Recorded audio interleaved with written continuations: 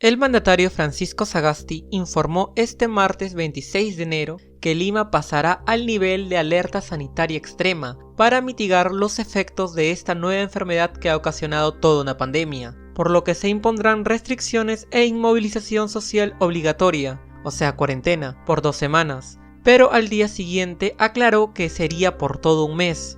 Esta situación que se está viviendo es similar a la del año pasado, donde inicialmente nos pusieron en cuarentena 2 semanas y luego exponencialmente iban ampliando la cuarentena, y debido a esta gestión no solucionaron nada y la economía se fue a la mierda, en el mismo orden cronológico como está pasando en nuestra actualidad. Esto ya parece la serie Dark porque todo se está volviendo a repetir de la misma manera. En este video te explicaré las razones por las cuales, al igual que tu relación con tu ex, la cuarentena no funcionó antes y no funcionará ahora. Así que atento con este video. Soy Kevin Omega y esto es Rock Suicida.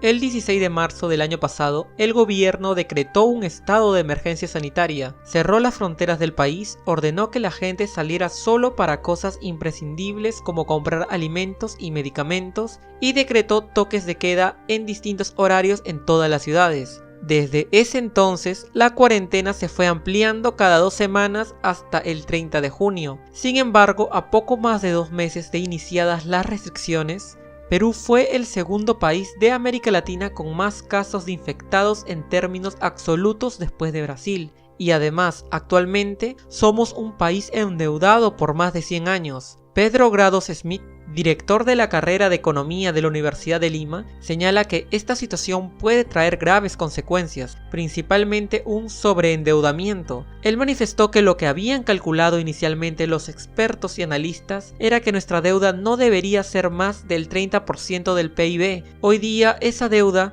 ha superado el 30% de ese PIB, por lo que habrá que ser más cuidadoso en las siguientes emisiones. Varios expertos consideran que algunos problemas preexistentes de la economía y la sociedad peruana ayudan a entender por qué Perú no pudo detener el número de infectados y se vio perjudicado económicamente.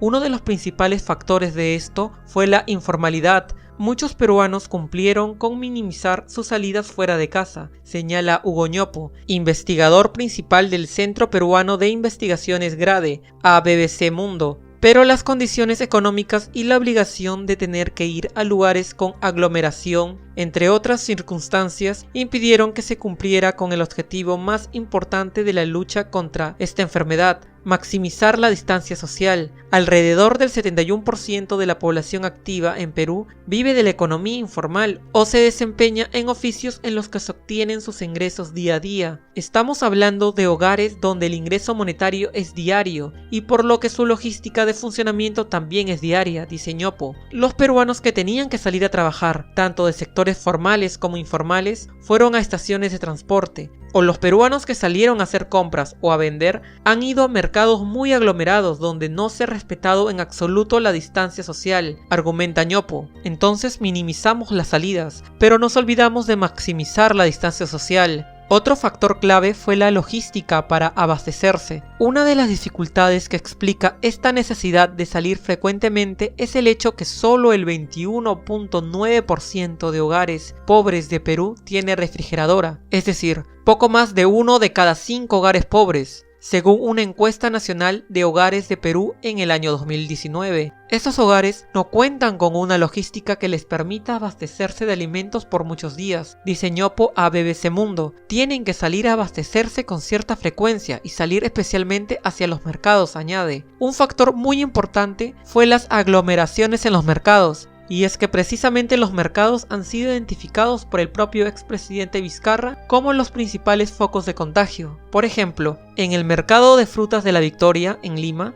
el 80% de sus vendedores resultó infectado, según datos oficiales. Pablo Lavado, profesor de Economía de la Universidad del Pacífico, le dijo a BBC Mundo que muchas personas de mayores ingresos también se aglomeraron en los supermercados para abastecerse y pasar los días y horarios en los que estos estarían cerrados, como Semana Santa. El investigador social peruano Rolando Arellano comenta a BBC Mundo que los horarios restringidos de mercados y bodegas, incluyendo cierres a todo el fin de semana, favorecieron la aglomeración, pero los mercados no han sido los únicos focos de contagio en Perú durante la pandemia. Paralelamente a las restricciones, Perú destinó entre el 9% y el 12% de su PIB para ayudar a la gente que hubiera perdido su empleo o autoempleo y a las empresas que se hubieran quedado sin ingresos a causa de la emergencia. Estos paquetes de ayuda convirtieron a Perú en uno de los países de América Latina que más ha gastado en la lucha contra la pandemia.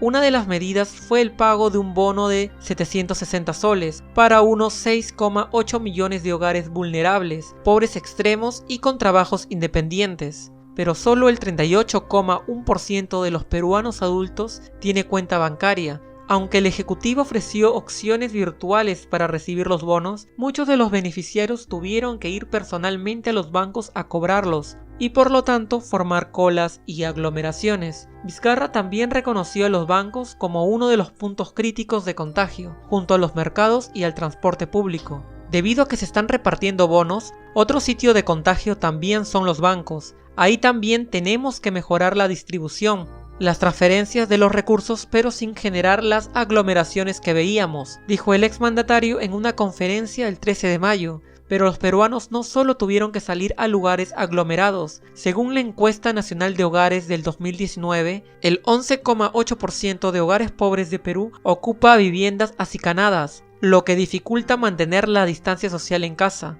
Es decir, esos hogares tienen a 5 o más personas viviendo en casas que no tienen una habitación para dormir, o sea, solo una sala o algo así, o que tienen solo una habitación para 4 personas o más, explica Ñopo. Ñopo señala que el 16 de marzo, cuando empezó la cuarentena, las medidas que tomó el gobierno eran el mejor curso de acción, dadas las circunstancias. El problema está en que esas condiciones en que nos encontrábamos eran muy precarias, lamenta. Desde mi punto de vista, en el Perú hay mucha pobreza y gente que depende de su trabajo para sobrevivir día a día. Al igual que la cuarentena del año pasado, gente que al no poder laborar no tendrá que comer. Y no solo eso, Mariela Sánchez, directora ejecutiva de la ONG Aquafondo, dice que 1.2 millones de habitantes en Lima no tienen acceso al agua y otros 3 millones tienen un servicio racionado. La crisis del agua en Lima es una amenaza silenciosa y en esta pandemia las poblaciones más vulnerables son las que tienen mayor riesgo de exposición, aseguró. Todos sabemos que el agua es un insumo clave para la prevención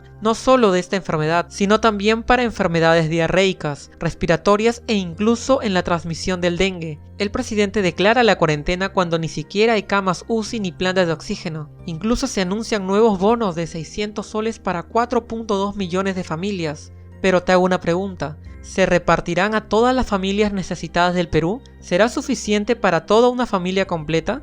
Si bien en otros países siguen con distanciamiento social y cuarentena, en otros países son países del primer mundo, cuya economía lo puede permitir, y no un país tercermundista con severos problemas económicos como el nuestro. Y no solo eso, en otros países ya se está vacunando contra esta enfermedad, mientras que en Perú dijeron que las vacunas llegarían en algún momento de enero, pero hasta la fecha de la emisión de este video, solo se sabe que se entregarán en algún momento de febrero. Por cierto, tengo un video relacionado a las vacunas y el por qué los peruanos son temerosos ante estas. El link te lo dejo en la parte superior de la pantalla para que vayas a verlo y de paso puedas suscribirte al canal y darle like, que me ayuda muchísimo. Volviendo al tema de todos los efectos negativos de la cuarentena, ni qué hablar del toque de queda, ese sí es un chiste. Al existir un toque de queda a las 8 de la noche, lo único que ocasiona es que a las 6 de la tarde sea hora punta, lo cual hace que los buses estén más repletos de los que ya están y además genera largas colas, lo cual en ambos casos se convierten en alarmantes puntos infecciosos de esta pandemia.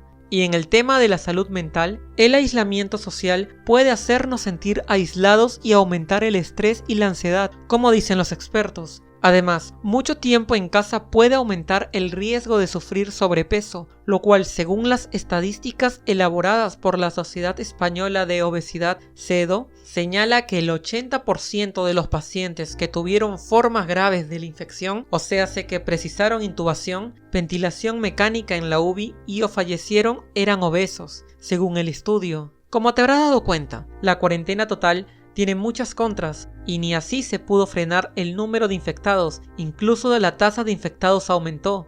Aún así, con todo lo que te acabo de contar, parece que a nuestro actual presidente le está pasando lo mismo que te pasa a ti con tu tóxica. Por más que te digan que no regreses con ella porque te va a hacer mierda, tú lo sabes y tú igual lo haces. Francisco Spaghetti está volviendo a cometer el mismo error que cometió Vizcarra. Alonso Segura, ex ministro de Economía y Finanzas, nos dejó con una pregunta hace unos días. Si la cuarentena generalizada no funcionó hace 11 meses, ¿por qué funcionaría ahora? Si ves que nos fue del carajo en la cuarentena del 2020, ¿por qué repite el mismo formato? Incluso pareciera que lo está haciendo adrede para joder aún más la economía, destruyendo las pequeñas empresas y endeudándose con el Banco Mundial para después vender el país a precio huevo como lo están haciendo con Argentina. Y digo pareciera porque como van las cosas parece que fuese así. Como dicen, no tengo pruebas, pero tampoco tengo dudas. Y bueno, dejando mi lado conspiranoico de lado, parece que no se han dado cuenta que no necesitamos un distanciamiento social obligatorio. Lo que necesitamos es un distanciamiento físico obligatorio. Te lo explico. Si todos respetamos el distanciamiento físico de 2 metros, serviría de mucho para frenar el virus. Lavado de manos y también de boca. Ese es algo que muchos pasan por alto. El estar encerrado en tu casa como si estuvieses en el asilo Arkham no funciona porque en algún momento vas a tener que salir, debido a que estar metido tanto tiempo en tu casa puede hacer que las defensas de tu sistema inmunológico bajen. Es por eso que muchas personas duermen por largas horas y aún así se sienten cansadas. Si te ves con algún familiar en un espacio abierto y cada uno está con su mascarilla y con su respectivo desinfectante, es obvio que nunca te vas a contagiar. Los seres humanos no somos seres aislados, somos seres que interactúan entre ellos, por lo cual, si estás todo el tiempo encerrado, es posible que caigas en problemas de alcohol o drogas, e inclusive padecer una depresión, y admítelo. Una reunión de Zoom no es lo mismo que una reunión en persona. Si respetas las distancias no te vas a infectar. En el caso del deporte, tranquilamente puedes ejercitarte en tu casa y si vas a correr puedes hacerlo con una mascarilla puesta. No es necesario cerrar todo el campo de Marte. El Estado más bien debería fomentar el salir a espacios abiertos para frenar esta enfermedad. Cuando tú no te ejercitas, tu cuerpo se atrofia. Si tu cuerpo se atrofia, tiendes a engordar. Y como ya sabemos, la obesidad es la causa número 1 de muerte entre las personas que han padecido esta enfermedad. Es una locura no permitir a la gente que salga a correr, pero que sí esté permitido que compres comida chatarra por delivery. Otro punto a tocar es el criterio del Estado para determinar qué negocios cierran por, según ellos, no ser esenciales. Por ejemplo, para mí no es esencial comer comida basura, pero entiendo que para algunas personas sí lo sea. Para mí es esencial tener una educación, aunque sea semipresencial, pero para el Estado, que nunca se preocupó por la educación, puede decir que cerrarán las universidades debido a que no lo consideran esencial. ¿Quién determinó eso? ¿Quién determinó qué es esencial y qué no es esencial? Miles de peruanos van a estar sin trabajo o en el peor de los casos perderán sus empleos solo porque el Estado no los considera esenciales. El Estado debería darles libertad a todos los negociantes por igual. Hay muchos negociantes que invirtieron en sus empresas y en pequeños negocios e incluso gastaron de su dinero implementando medidas de seguridad sanitaria, tanto para que al final venga el Estado a cerrarles el negocio. ¿Eso te parece justo? Hay estudios que han demostrado que en países como el Perú, donde hay mucho hacinamiento, hay mucho contagio en los hogares. De ser así, la respuesta no es necesariamente el confinamiento, ya que se contagian más. El que salió a comprar a la bodega regresa al hogar y contagia. El hacinamiento hace que las cuarentenas sean poco efectivas. A eso se le suma la informalidad. El Estado debería aislar a esas personas en centros comunales, hostales, iglesias, hoteles y brindarles todo el apoyo adicional a ello. El Estado debería reactivar las ollas comunes y los comedores populares solo para el uso de personas que realmente lo necesiten y evitar que estas personas se aglomeren en los mercados y terminen infectándose. Sagasti menciona lo importante que es el lavado de manos, pero hay muchas zonas olvidadas donde no llega a este servicio básico. El Estado debería dar agua en cisternas a estas zonas de manera gratuita a todos los asentamientos humanos. En la cuarentena del 2020, el Perú no estaba en crisis económica.